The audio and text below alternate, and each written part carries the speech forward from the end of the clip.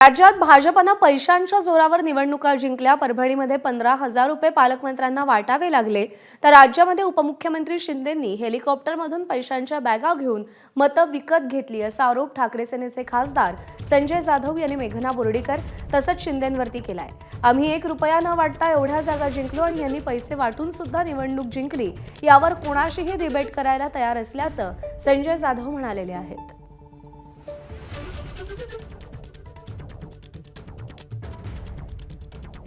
पैशाचा वारेमाप वापर झालाय। मी तुम्हाला निवडणूक झाल्यानंतर अगोदरही बोललो होतो की आमच्या जिल्ह्यात किमान 200 कोटीच्या वरची उलाढाल झाली, पण 300 कोटीचे जवळपास उलाढाल। त्यामुळे हे सगळे निवडणुका पैशाच्या बळावर झालेल्या आहेत, कामाच्या बळावर झालेल्या नाहीत। सरकारनं एवढी चांगलं कामं केले, लोकांनी आम्हाला निवडून दिलं म्हणून तुम्ही दौंड्या पिटविता गावागावी। मग तुम्हाला पैसे का वाटावं लागतात निवडणुकीत? 15-15, 20-20 हजार रुपये एका मताला तुम्ही द्यावं लागते। तुम्हाला कोणासंग डिबेट करायचे मी करायला तयार आहे।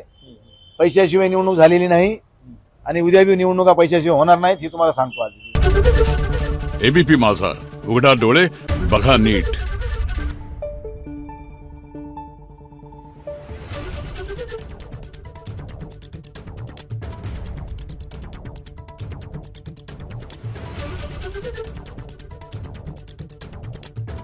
Thank you.